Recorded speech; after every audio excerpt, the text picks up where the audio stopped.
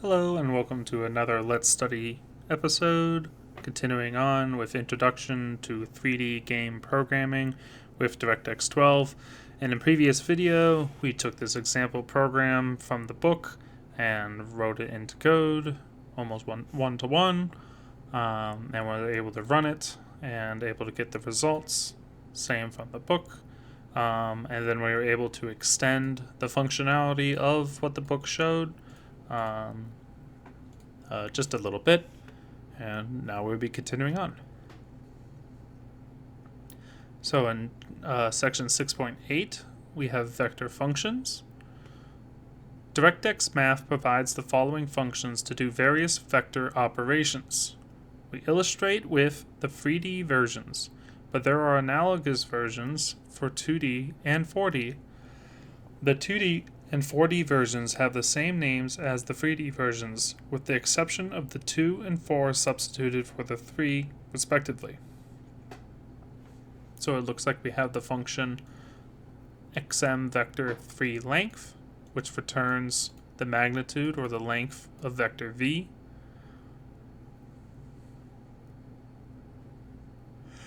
We have xm vector 3 length squared, which returns the length of vector v squared. We have xm vector 3 dot, which takes in two fxm vectors and returns the dot product. We have xm vector cross, which returns v sub 1 cross v sub 2 with input fxm vector v1 and fxm vector v2. We have xm vector 3 normalize, which returns the unit vector of v. We have the xm vector 3 orthogonal, which returns a vector orthogonal to v. We have xm vector 3 angle between vectors, which returns the angle between vector 1 and 2. We have xm vector 3 components from normal, and it looks like we pass in a pointer to a vector. Ooh, this one's quite complicated. xm vector 3 components from normal.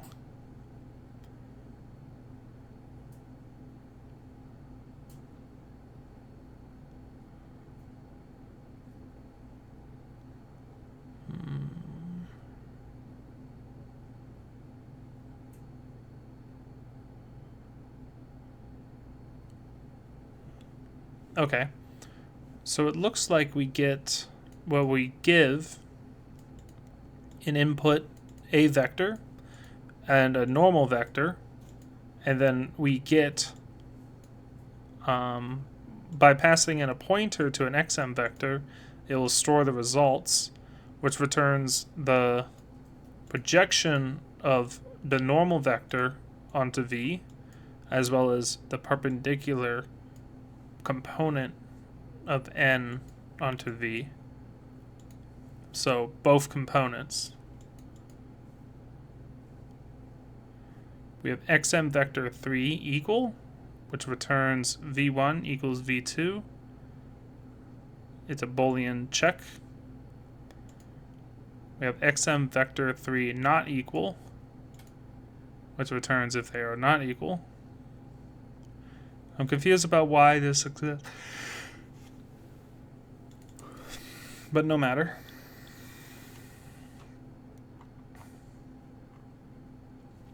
Observe that these functions return xm vectors, even for operations that mathematically return a scalar. For example, the dot product k equals v1 times v2. The scalar result is replicated in each component of the xm vector. For example, for the dot product, the return vector would be v.v2, v1.v2, v1.v2, v1.v2. One reason for this is to minimize mixing the scalar and SIMD vector operations.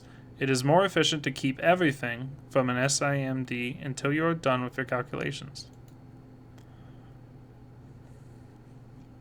The following demo program shows how to use most of these functions, as well as some of the overloaded operators.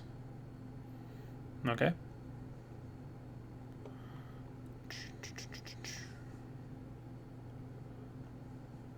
So we have a similar program from one before, in which case I'm going to bring this in. I'm just going to extend our previous code.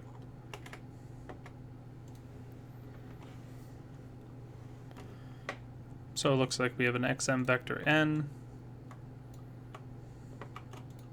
which is a unique name, so no issues there. We have XM vector u, which is a problem because we already have it defined up there. So I'll just define it as x. We have an XM vector v, which is a problem because we have already defined it up here. So let's do y. If I can find the y key. And then with XM vector w, which is another problem.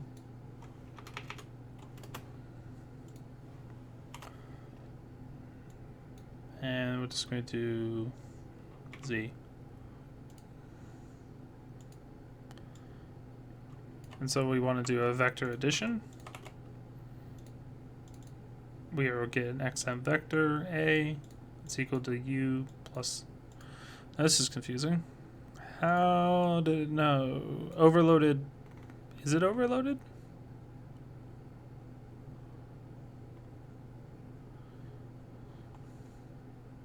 I guess it is already overloaded.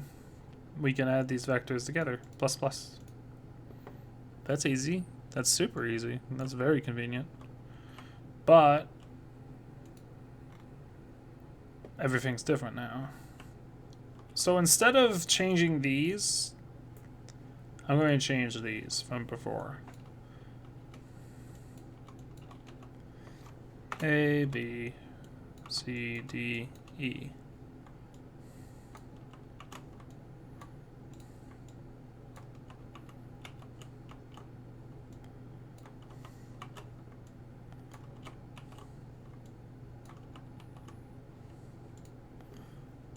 And then I'll keep all these the same. So as NUVW.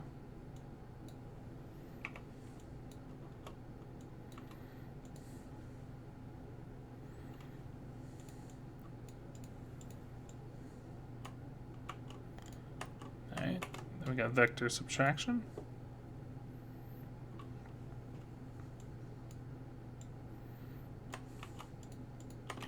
We have the scalar multiplication.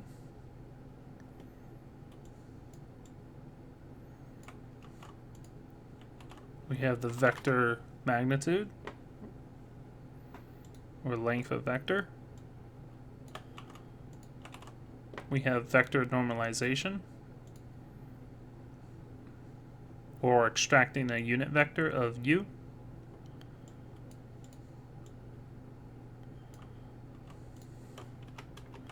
We have the dot product between two vectors.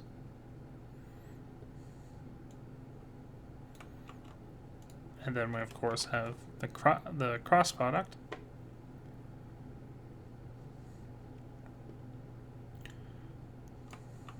And then here we have finding the projection and perpendicular components of W onto N. Of N onto W, I should say.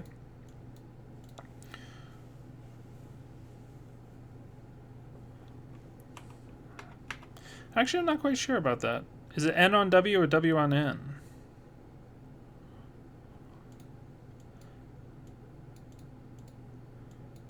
I think it's the N on W.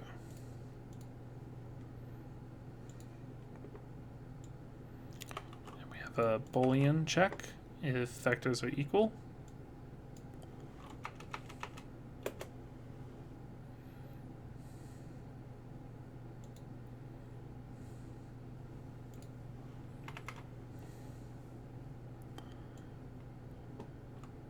And then we can check the angle between. No, so it says 90 degrees, so it looks like this function returns degrees. I actually expected it to return radians, but that's okay.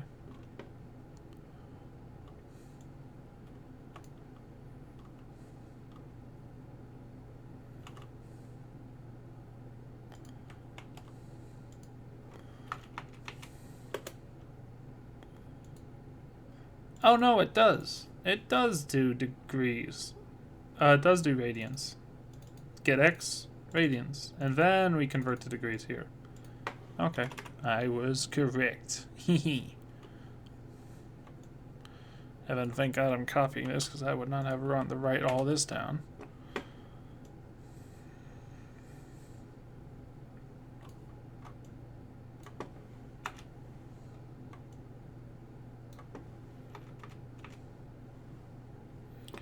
It's going to be tough.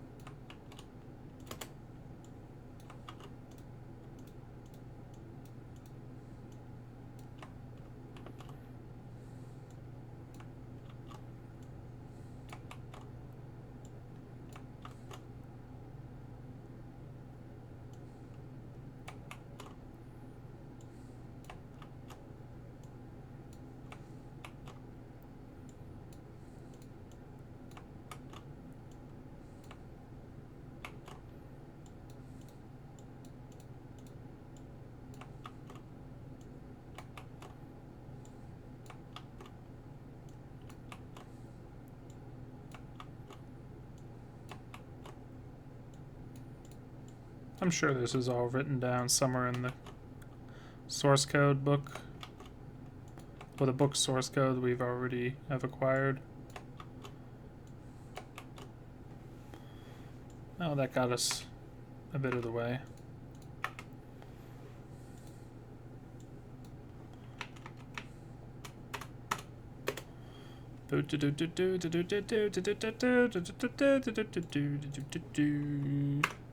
Let's give that a run.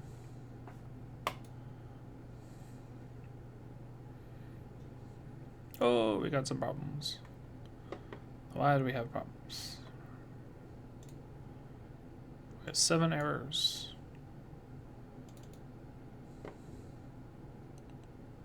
A redefinition. Oh, phooey.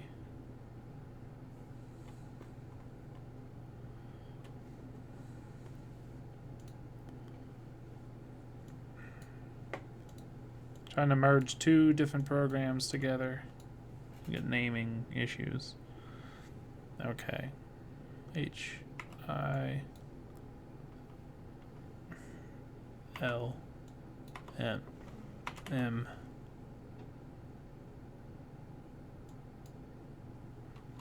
O P.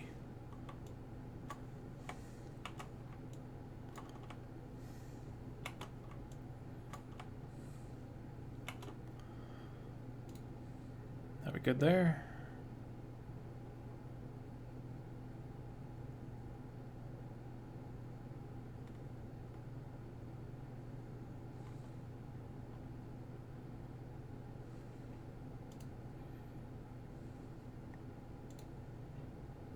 Looks like we got one more. U.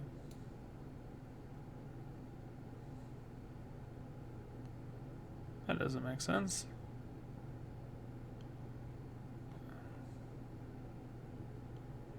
U is undefined. Ah.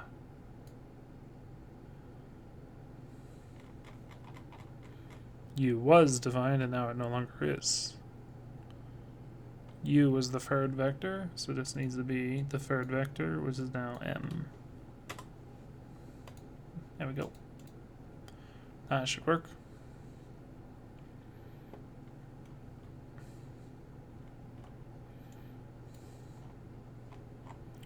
So if we go down,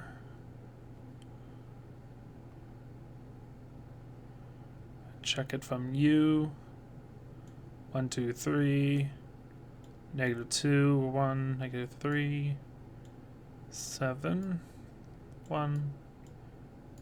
Looks good. Looks good. Everything is looking good. As it should.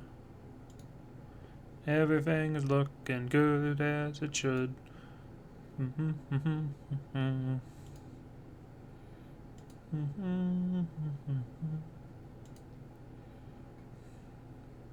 Alright.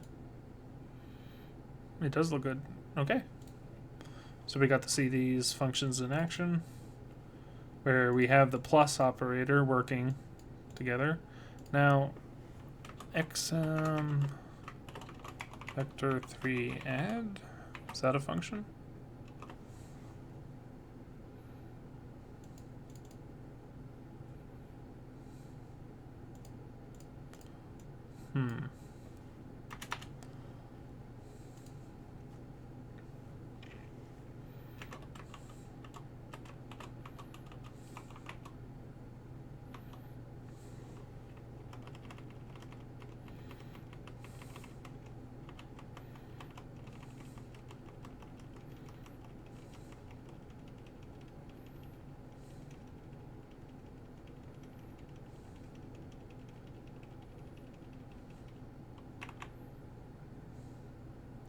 Does xm vector add?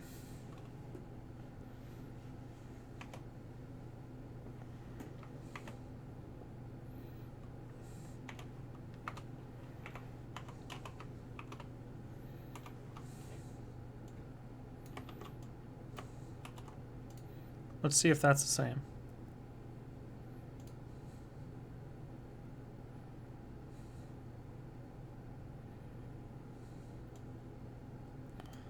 So what are we looking at? A.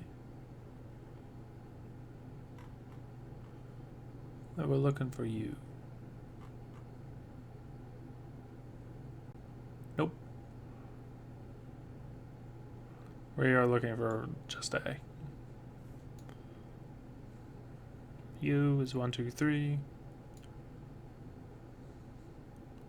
V is -2, 1, 3. So we should be looking for -1, 3, 0. Okay. U plus V -1, 3, 0. Okay, cool. So that's the official function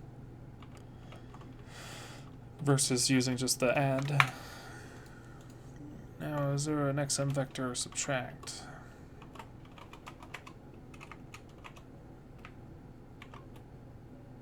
Yep. Okay. xm vector multiply.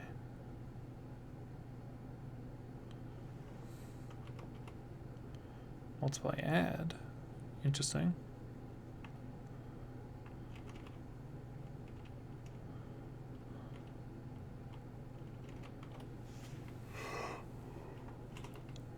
Man, there's a lot of functions. Nice. That's useful for us.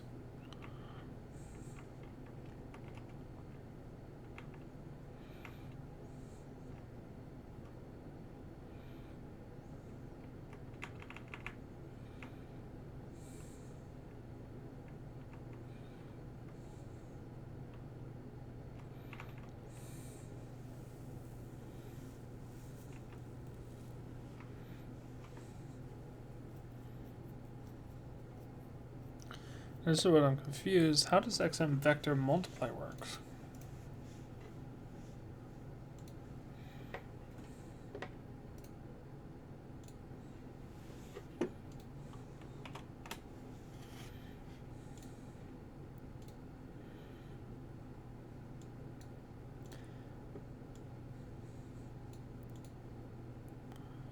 Returns a vector, each of whose components is the product of the corresponding components in V1 and V2.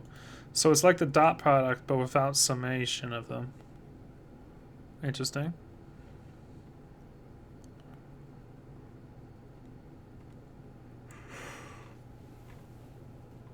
Okay, not sure where that's useful yet.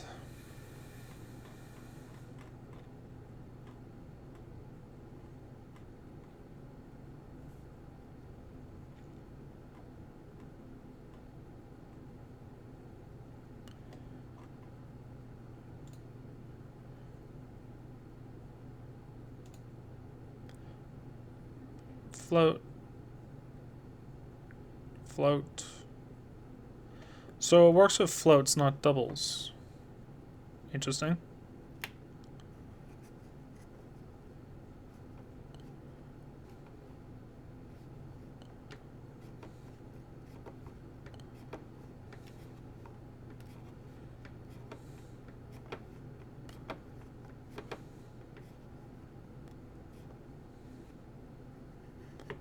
Interesting.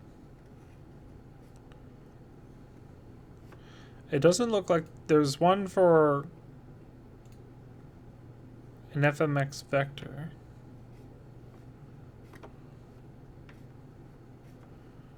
Hold on.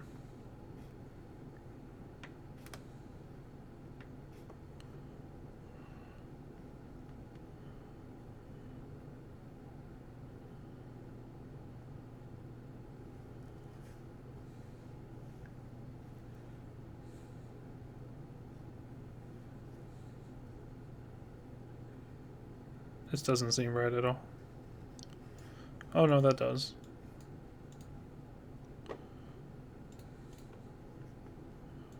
Interesting. Now I was confused why there isn't a double one. That's okay.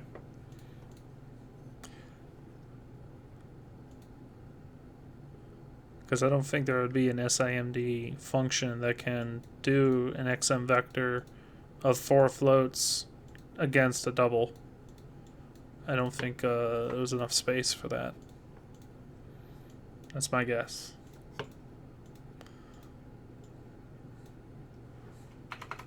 So that is perfectly good, as well as all these.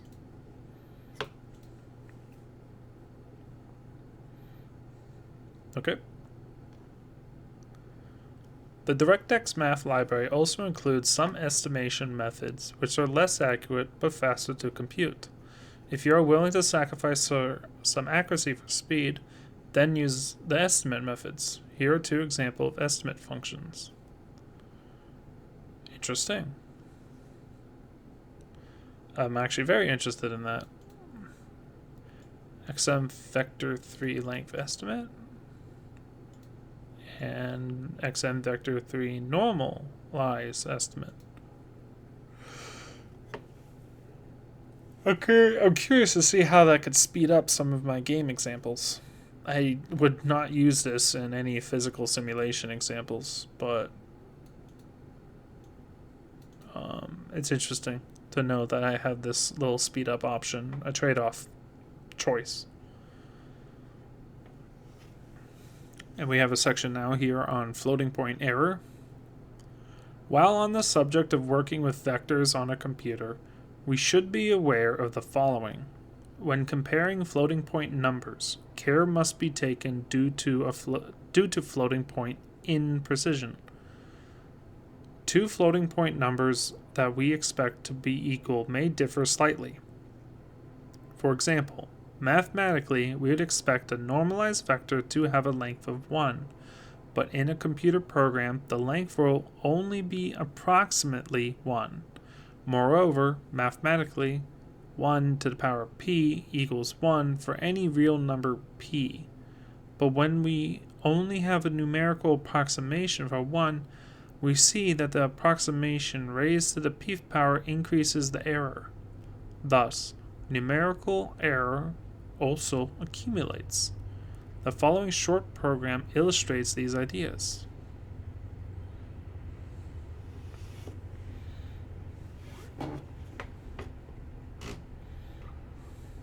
Okay. So let's write this in a separate program so we don't have any of those naming conflicts as we did before. Let's create a new project. An empty project. And we call this floating point imprecision. And we'll add a main file. We'll effectively just copy over this.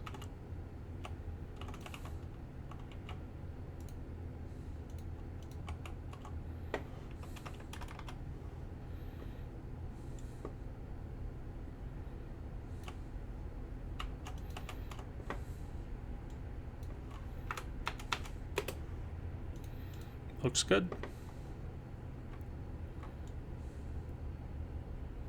This to be the rest of the file.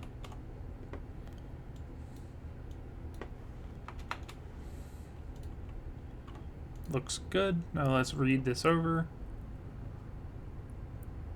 So we're going to include the Windows header for the XM verify CPU support. We're going to include the DirectX math header. The things that we're testing today are in there. We have the DirectX packed vector, which I'm not sure if we're using. We can detect that right away.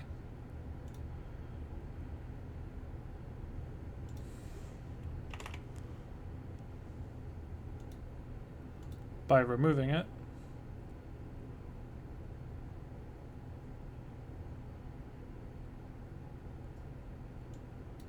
Interesting.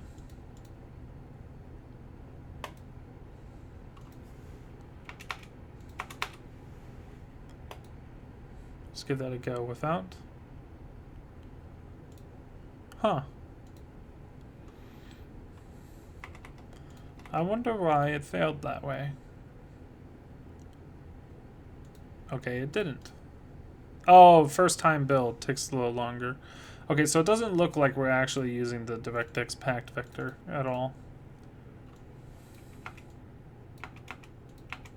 So we'll remove it, simplify things. And so we just have some housekeeping items up here where we're setting the precision of our output to be, I think, 8 decimal places. 1, 2, 3, 4, 5, 6, 7, 8. Okay.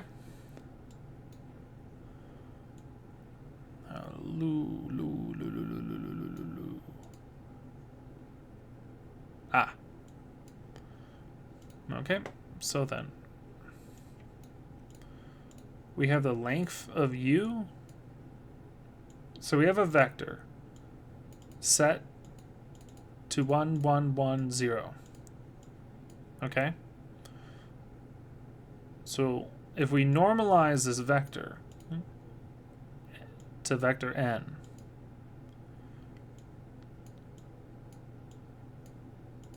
we should get a vector of 1. Mathematically, we should get a vector of 1, but we don't. We print that out here. And this is the vector we're getting.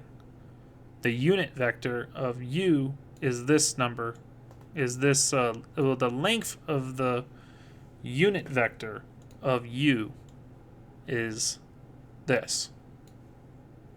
It's not 1. It is slightly different than 1. And if we increase this value, or take the power of this, what should be 1, up to the power of 1,000,000, we can see that it diverges away even farther. Okay.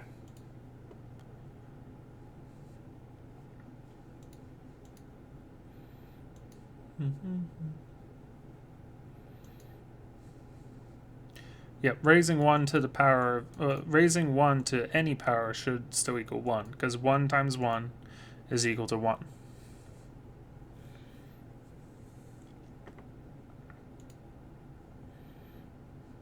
Okay. I'm curious to see if we got the exact same numbers.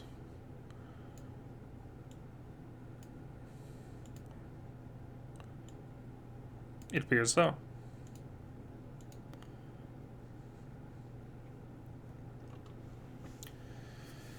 To compensate for floating point imprecision, we test if two floating point numbers are approximately equal. We do this by defining an epsilon constant, which is a very small value we use as a buffer.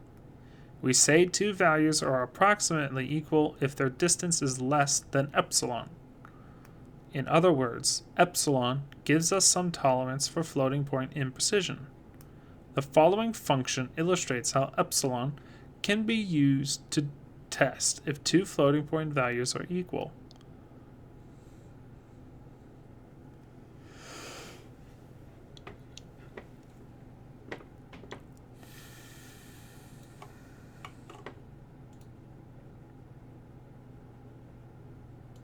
Let's create a new project for this.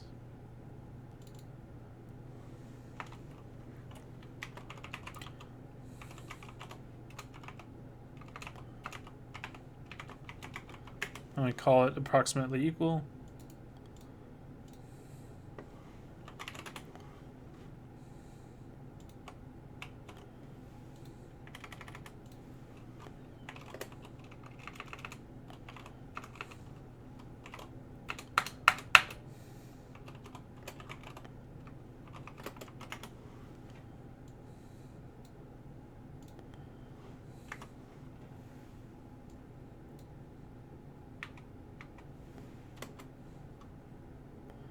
Oop, there we are.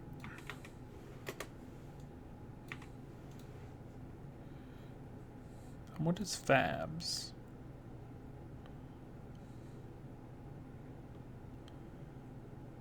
Float absolute. Okay. Is that the CMath library?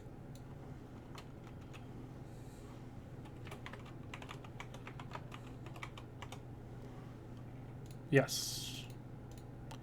It appears so.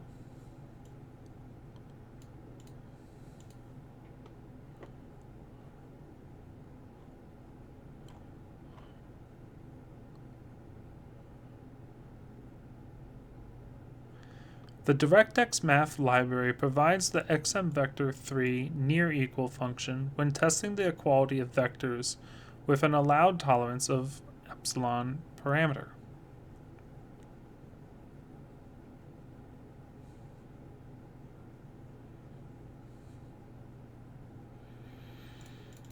Is it interesting? I want to look more about this. Because I wonder if you can have different tolerances for each tolerance value used for judging equality.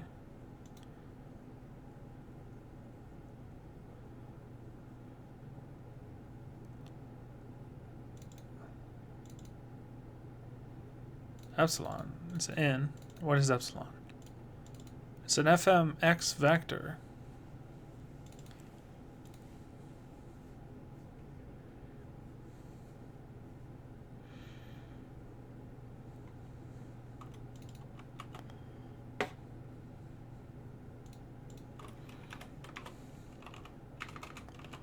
I'm going to include DirectX math in here so I can get a good look at this function.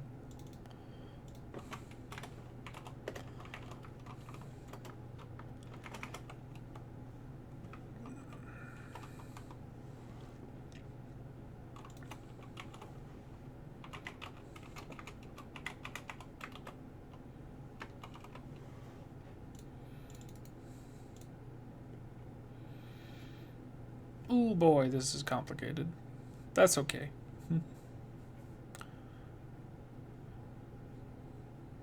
Alrighty, what's happening?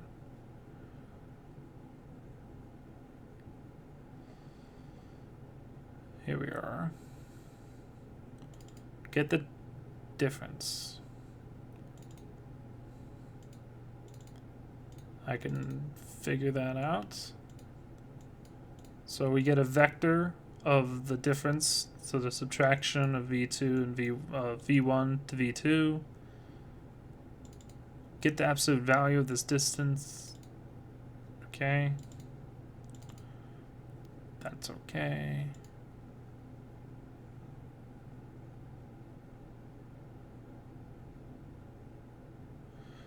W is don't care.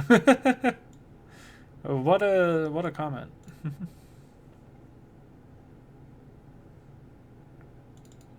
vtemp.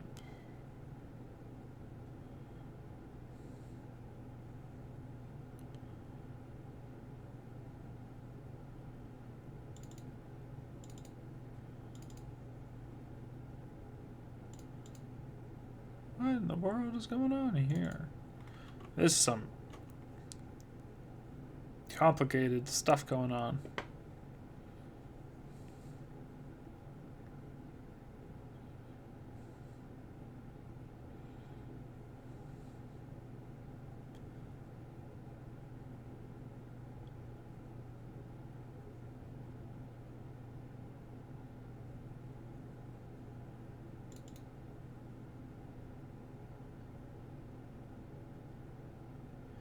Honestly, I have no idea.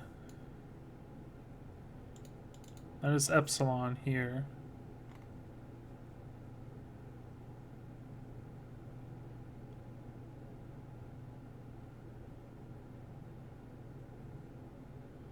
It is. At least it is over here. Check this out. It's checking the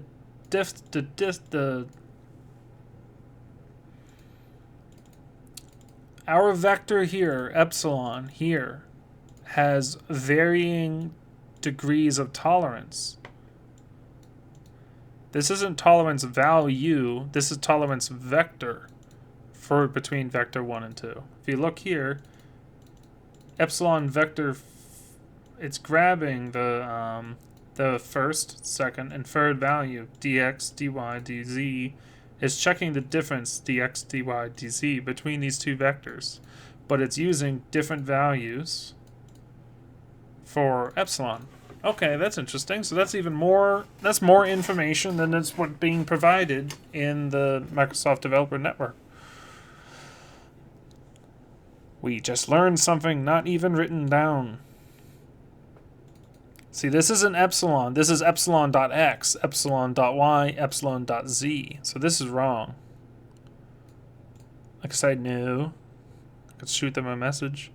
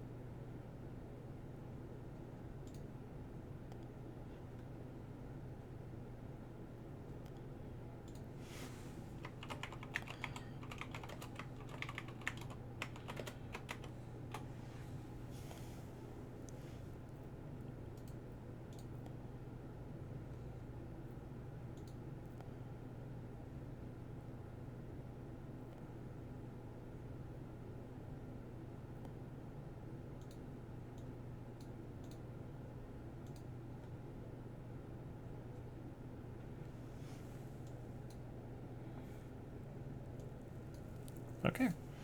So perhaps we just helped improve something a little bit. That should be epsilon.x, epsilon.y, epsilon.z.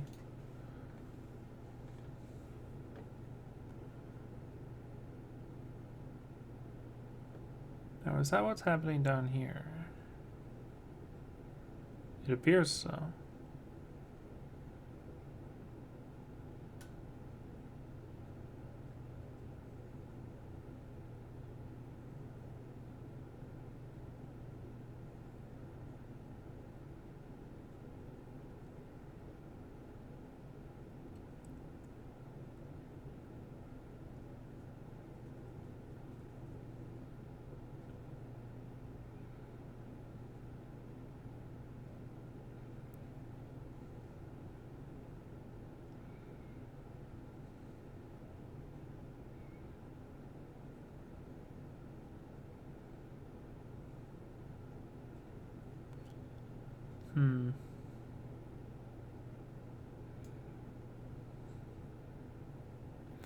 This I understand. This I somewhat understand. This I have no idea.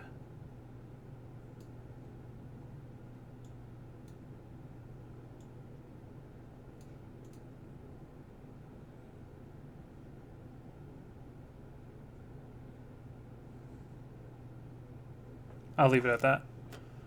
Back to the book. Finally, we have the summary.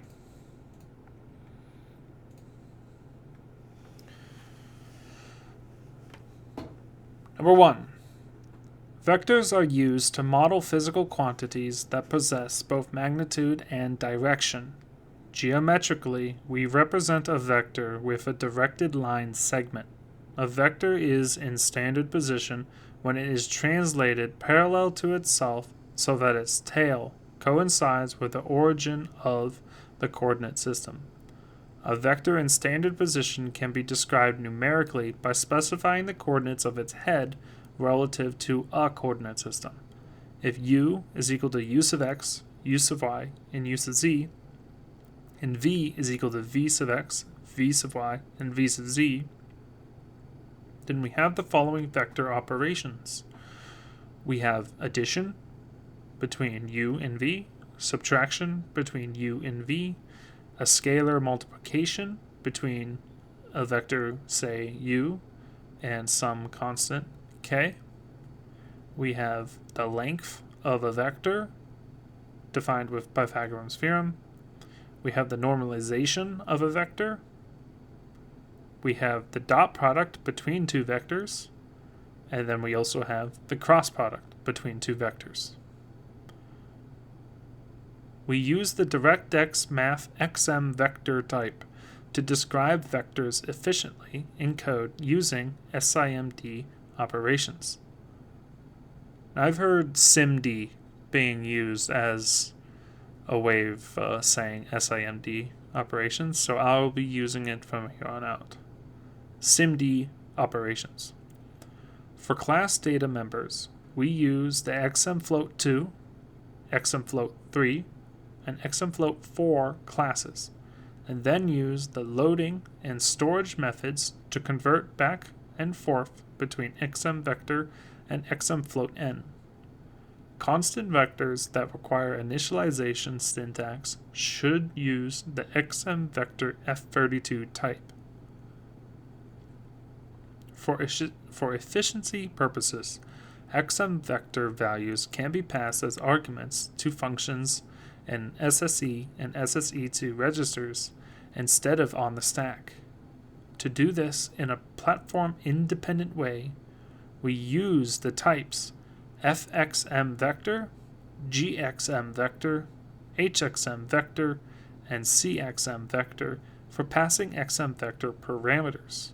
Then, the rule for passing xmvector parameters is that the first 3 xmvector parameters should be of type fxmvector. The fourth xmvector should be of type gmxvector. The fifth, and sixth xmvector parameter should be of type hxm vector, and any additional xm vector parameters should be of type cxm vector. The xm vector class overloads the arithmetic operators to do vector addition, subtraction, and scalar multiplication. Moreover, the DirectX math library provides the following useful functions for computing the length of a vector, the squared length of a vector, computing the dot product of two vectors, computing the cross product of two vectors, and normalizing a vector. Okay, so we just have those that we've seen before, so I won't list them out. It looks like we got some exercises. All right, Section 8, exercises of Chapter 1. Let's see how many do we have.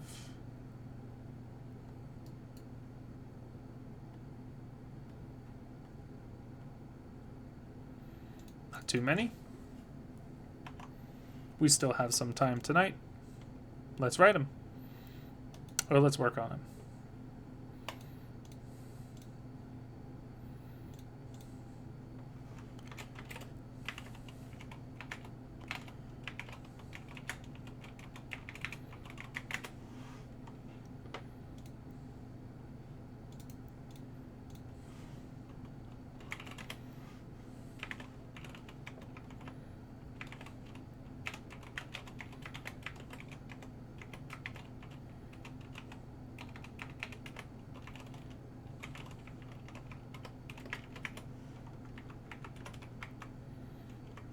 I'm going to be using the namespace DirectX.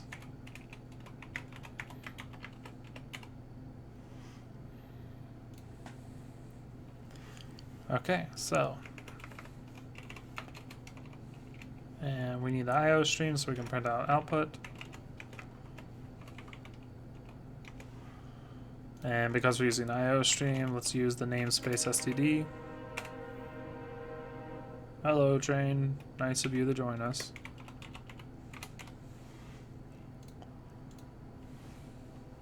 So then, let's see out. Problem 1.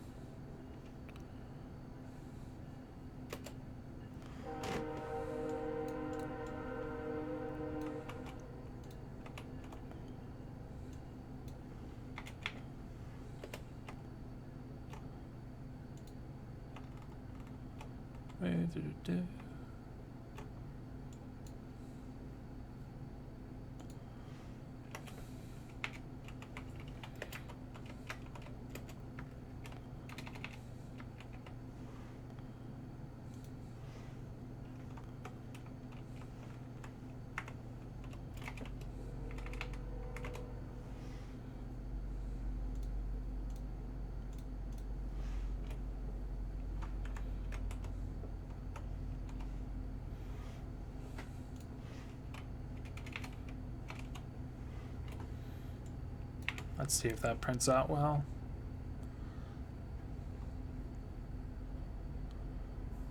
Yeah, not quite. It does if I zoom it out. And let's skip the semantics. Okay, let u equal 1, 2. So a 2D vector. So xm vector equals, let's just have u equal to xm vector set, and this will be 1.0f, 2.0f, 0.0f, and 0.0f. Okay. That's u, and we want v, which is 3 and minus 4. And then so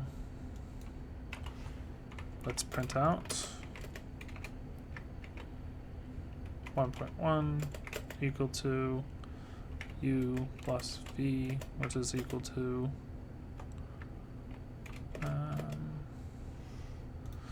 So we want to bring in that. Hold on, let's open up the previous project. And where were we? Nope.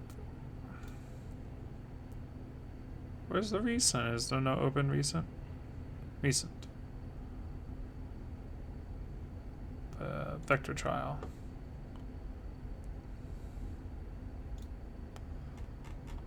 We want this overload function right here. Okay, and let's go back.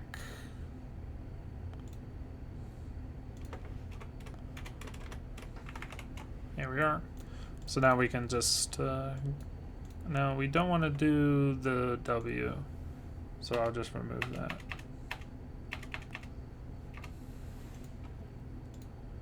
The W component can stay behind.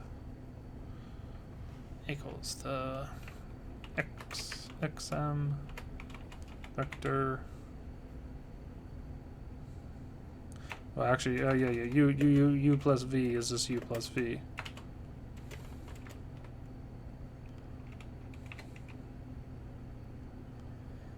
Alrighty, do.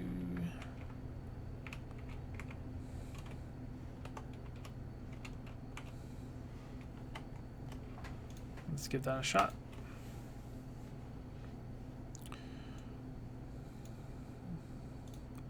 Is that 1.1? We'll just do 1.1 dash colon.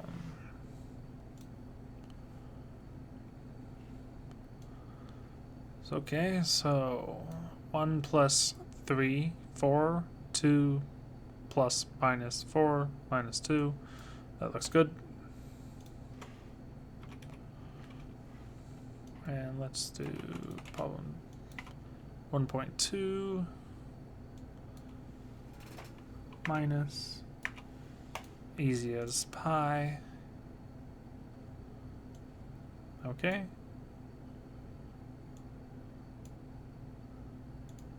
U minus, so U 1 minus 3 minus 2. And 2 minus 4 is 6.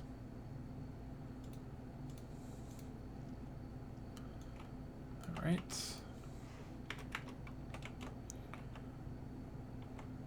And then 1.3.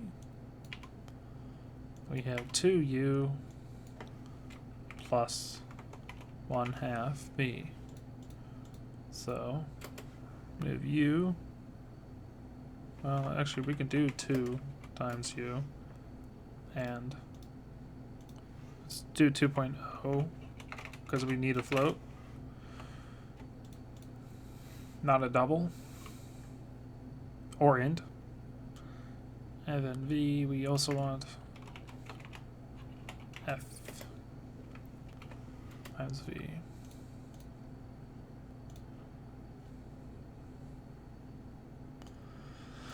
So 2 times 1 is 2 plus 3 divided by 2 is 1/2. So 2 plus 1/2 should have been different than this? Yes, I added minus instead of a plus. My mistake. 3.5, yes, that looks about right. And 4 minus 2, 2. Okay, that looks good too. All right.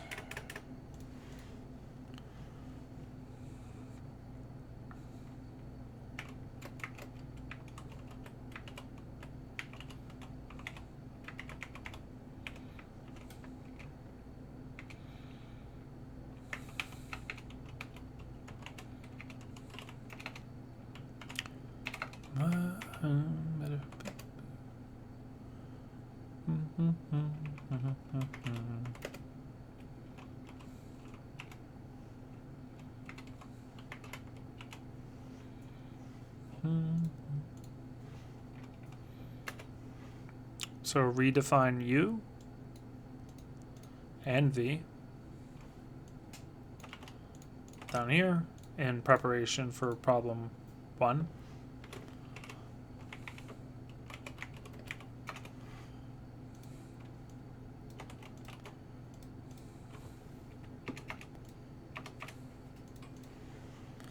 This will be problem 2.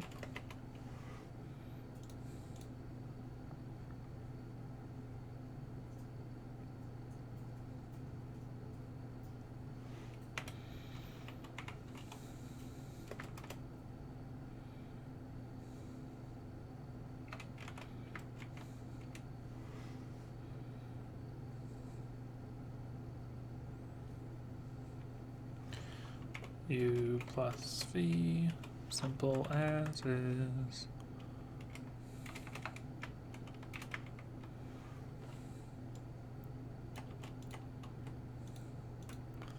This is 2.1.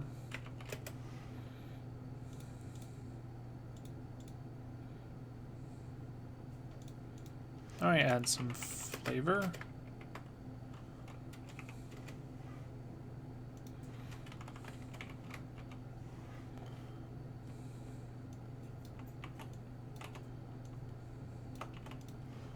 For U and V, and we do the same down here. Just like any other math problem where you want to specify your variables or your assumptions before you use them in your writing.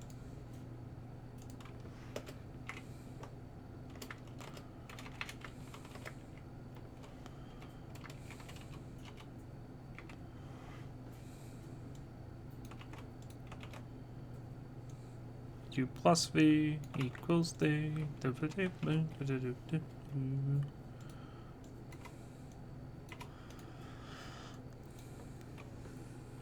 minus V. I mean, heck, it's the same line from above. Almost the same line. Only thing that changed was the problem number.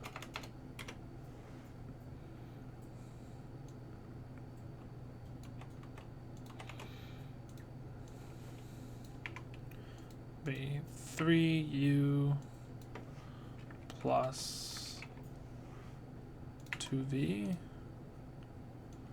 And I can just copy that over here and F and add the asterisks.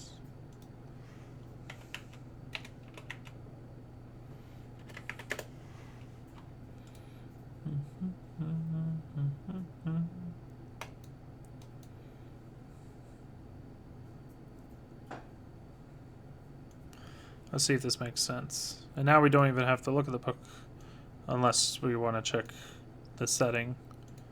U.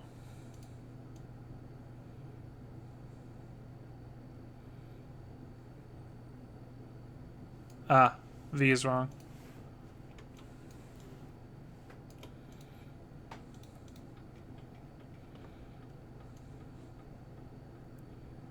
So checking U is equal to U, and V is equal to V. Okay.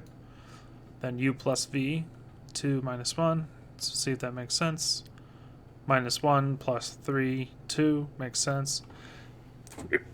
3 minus 4 minus 1 makes sense. And the third value, 2 plus 1, 3 makes sense. U minus V, so minus 1 minus 3 minus 4 makes sense. 3 minus 4, minuses cancel. 3 plus 4, 7 makes sense. And 2 minus 1 is 1, makes sense. Now this one's a little more complicated. 3 times U plus 2 times V.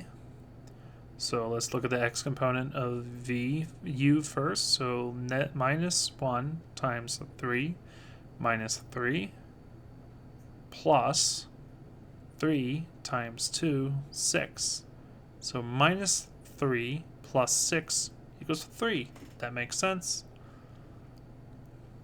And then we have 3 times 3 equals 9 plus 2 times negative 2 times minus 4 equals minus 8. 9 plus minus 8, 1. Makes sense. 3 times 2 equals 6, plus 2 times 1 equals 2. 6 plus 2, 8. Makes sense. Check. That's problem 2. No, that's partial of problem 2. One more to do.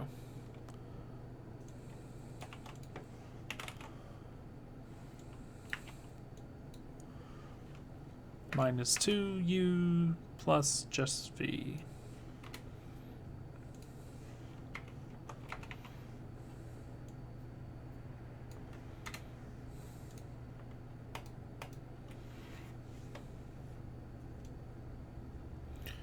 So let's see if that makes sense. We know u and v are correct. We didn't change anything from above.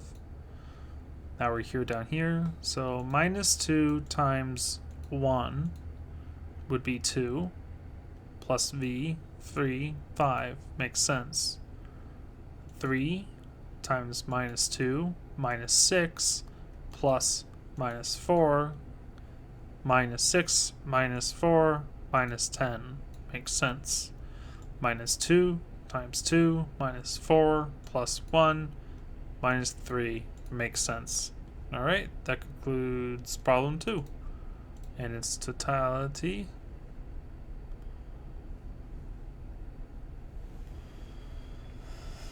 Okay.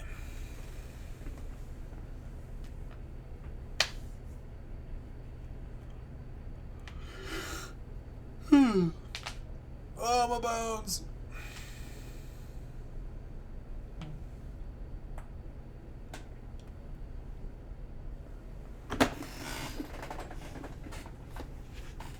Okay. I think I'm going to leave it off here. I'm going to get some rest and come back at this tomorrow. Just looking at the word prove is eating away at my soul, because I need to prove these volley of vector properties. I understand them. Okay, I'm able to do that, but not now.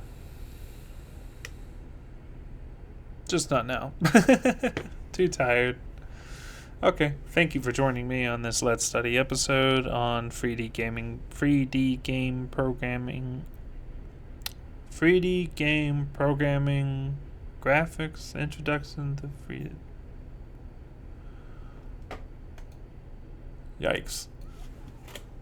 Thank you for joining me to Introduction to 3D Game Programming with DirectX12. I'll see you next time.